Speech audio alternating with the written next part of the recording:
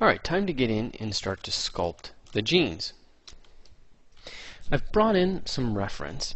So let's learn how we can really quickly use this reference just in the background.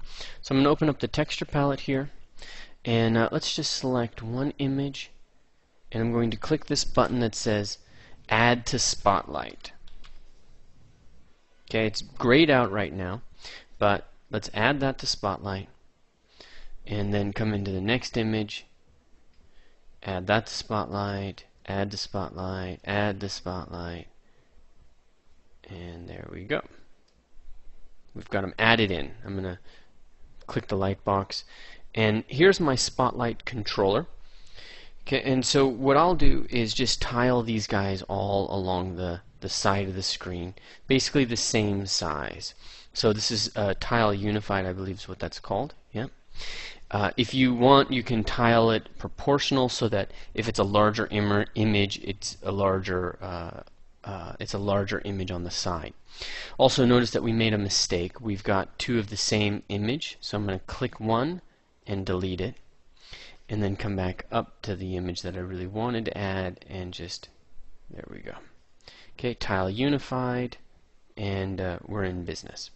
So let's talk a little bit about wrinkles. Now, wrinkles are obviously, that's a big issue, something that takes a lot of time to deal with, and we're not going to cover everything per se right now, but we'll cover enough to kind of get you working, and then you'll see the process in general. So let's start with just a lecture mode. I'm going to set opacity to 100%. I'm going to select one of these images, like let's start with this image down here, and then I'm going to tile selected. So I'm going to make that the full part of this. Now, you don't see much of this image. In fact, let's scale it down so I can draw over the top. Okay. You don't see much, but there is a couple of really important things that you can do as a sculptor, because remember, as a sculptor you traverse topology or topographically. You can see there's a high point here, high point, high point, high point, high point, okay, disappearing, high point, and down. Now in let's do it in red. You can see there are these shadows, so I'm tracing the shadows right now.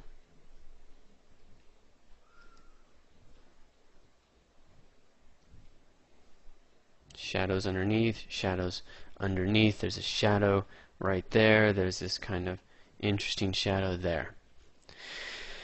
So if you map this out, you can start to develop a sense of the form, you know, of how they operate. So I haven't looked at the behavior. I haven't looked at the reason they exist. I'm just looking at simple form. So if we were to draw the form over the top of this, we could see that the lines here are going to be moving in and down. Okay, and this will be moving down, and then, yeah. Okay, you want to try to understand how the form is moving out. Okay, and then down, and we get a little curvature in here. Work hard to understand how this contouring works. Okay, in fact, let's get rid of those lines that we drew before because they're getting in the way. There's a little contour. I already know that this is a recessed line. Let's do that a little differently. There we go. So if this was being modeled in polygons, that would be in large part some of the wireframe view of it. Okay, you want to try to get that all over the place if you can. It really helps develop your understanding of form.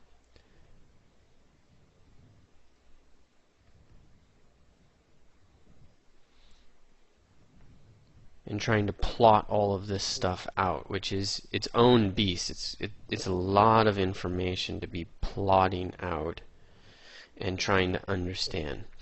But if you can get in there and try to figure out the topology of it, this way, then you're in really great shape. But one of the key things you need to know is really why it exists. And so that's where I think this image is a little bit better. So let's go tile selected, increase the size. Alright, I'm going to do a quick map. Just where's the high point?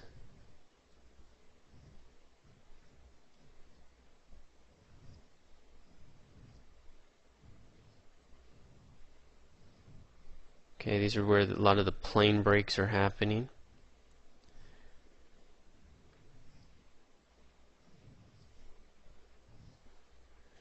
Okay, so essentially what you're seeing is this form kind of coming out from these guys. Where's our center? Probably down right in the middle, I would put it. So from the top,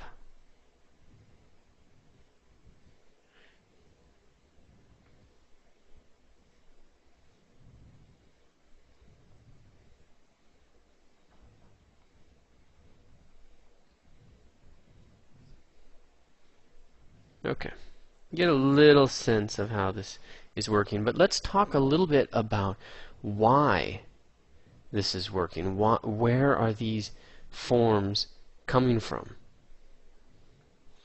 So in this case, we need to be aware of a couple of elements. We need to be aware of anchor points. Okay, anchor points and compression zones. Now, there's a lot of information about wrinkles for draftsmen, illustrators, and they categorize wrinkles into several really important categories. Pipe folds, okay, zigzag. That's just some of them. Drop, which is kind of similar. I think it's the same as pipe folds, but different names. And let's say the C-lock. There's all kinds of different ways that they're conceptualized, and that works for draftsmen who are drawing these Z shapes, and it works for us because we will draw these Z shapes. But I want to be thinking about this in a slightly different way. But if you want more information on that, then what you want to do is you want to Google famous artist course. That'll get you some good information on pipe folds, things like that. But like I said, I want to do this differently and very simply for us in this intro level. So we need anchor points, we need compression zones, and the anchor points are going to be pretty straightforward. Let me clear the screen. Anchor points are anywhere that the fabric is being stretched across. So an anchor point is absolutely the belt. Okay, it's also sometimes the rectus femoris, which the fabric is going to be hitting and then pulling off of. Okay, you could call the bottom part here anchor points as well because they're dropping into that. And then the knees tend to be compression zones, although in clothing like this, it's very free flowing. So where we're getting compression zones are basically the ankles, and that's where all the fabric is coming and dropping down and compressing. And then you'll see in the back we get these compression zones in the back of the knee. Okay, but one thing to keep in mind about compression zones: they can be really easily dealt with by looking for triangles. So what you want to do is try to find the triangles or the diamond-shaped patterns. If you can find these diamond-shaped patterns, then you're usually in a much better position to indicate them than if you weren't. This will be really apparent in the back.